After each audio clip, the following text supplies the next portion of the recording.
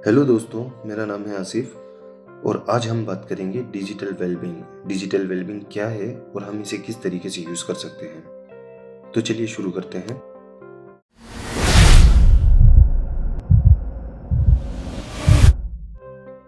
सबसे पहले आपको अपने मोबाइल की सेटिंग्स में आ जाना है। फिर यहाँ पे आपको स्क्रॉल डाउन करना है। यहाँ पे आपको नीचे एक ऑप्शन दिखेगा digital wellbeing and parental control. इस पे आपको क्लिक कर लेना है।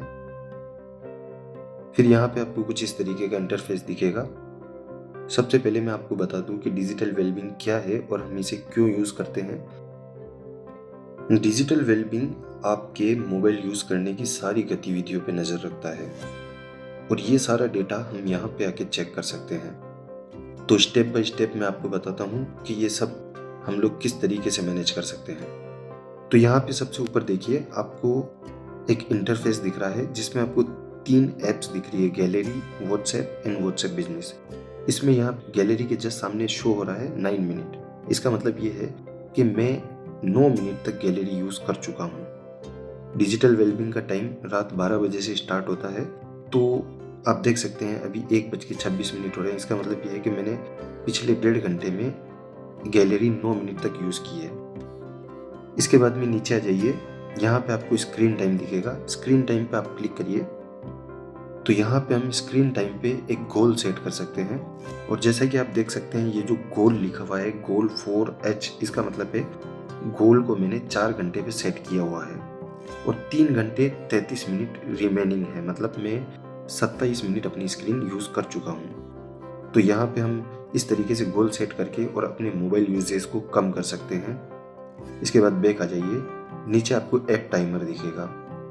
ऐप टाइमर पे आप क्लिक करके किसी भी ऐप के यूज़ पे कंट्रोल कर सकते हैं। जैसे कि मैं आपको इसमें एक ऐप पे टाइमर डाल के कंट्रोल करके दिखाता हूँ। यहाँ पे देखिए आप यूट्यूब मैंने 2 मिनट यूज़ किया है और मैं इसे खोल के और इसमें मैं 3 मिनट का टाइमर सेट कर देता हूँ और फिर मुझे यहाँ से डन कर लेना है। इसका मतलब ये है कि हमारे सेट किए हुए टाइम से ज़्यादा अगर हम यूट्यूब या कोई भी ऐप यूज़ करेंगे तो ये हमें एक पॉपअप नोटिफिकेशन के थ्रू वार्निंग देगा। तो ये कैसे होगा ये मैं बताने के लिए आपको सबसे पहले यूट्यूब ओपन कर लेता हूँ।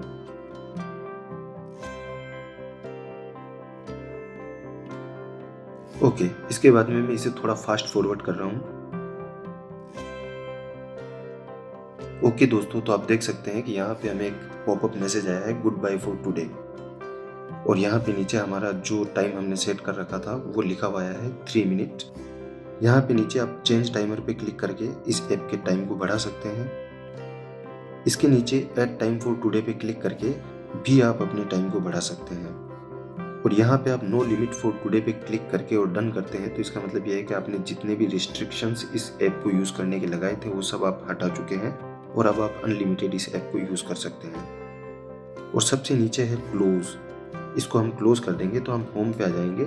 इसका मतलब ये है कि हाँ, हमने जो गोल सेट किया था हम उतना ही इस ऐप को यूज़ करना चाहते थे, अब आगे हमें इस ऐप को यूज़ नहीं करनी है आज के लिए। और यहाँ पे आप देख सकते हैं कि यूट्यूब ब्लैक नज़र आ रहा है। इसका मतलब ये है कि यूट्यूब फिलहाल के लिए डिसेबल है। आप खोलोगे तो ये टाइमर को चेंज करने के लिए आपको बोलेगा। इसके टाइम को हम कभी भी चेंज करके इसे यूज़ कर सकते हैं। फिर वापस हम डिजिटल वेलबींग में आ जाते हैं।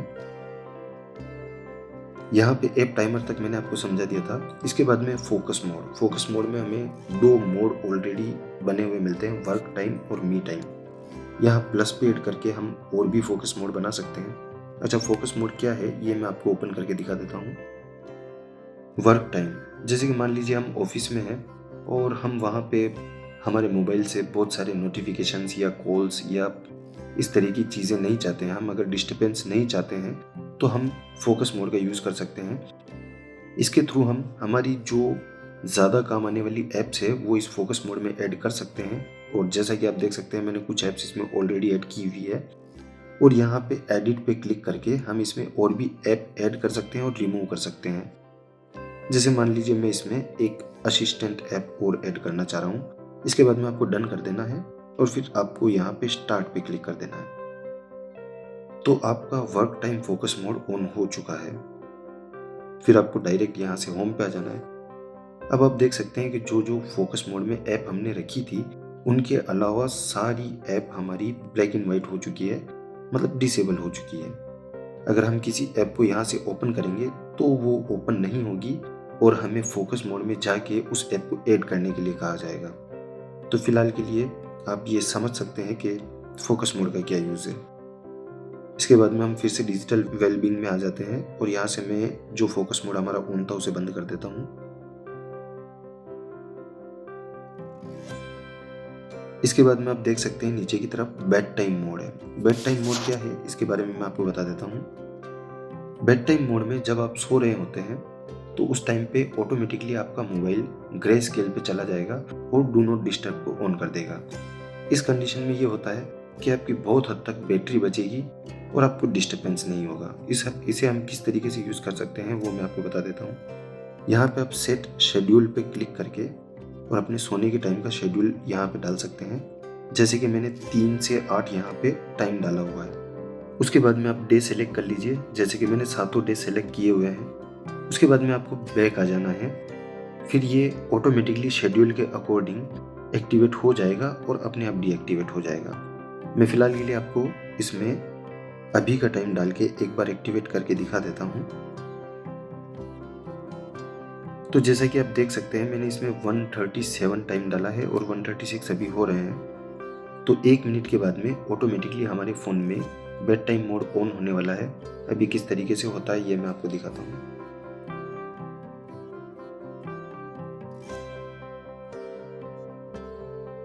तो जैसा कि आप देख सकते हैं दोस्तों कि ऑटोमेटिकली मेरा मोबाइल ग्रे स्केल पे जा चुका है और आप स्क्रॉल डाउन करेंगे तो आपको यहाँ पे bed time mode is on लिखा हुआ दिख जाएगा।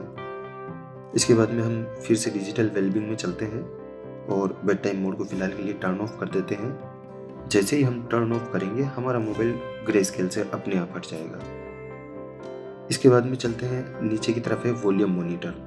वॉल्यूम मोनीटर अगर आप कोई भी ब्लूटूथ या हेडफोन्स यूज़ करते हो तो ये उसका पूरा ध्यान रखेगा कि आपने कितनी देर हेडफोन यूज़ किया है, उसमें कितनी देर आपने म्यूज़िक सुना है और वो पूरा डेटा ये आपको यहाँ पे लाके शो कर देगा।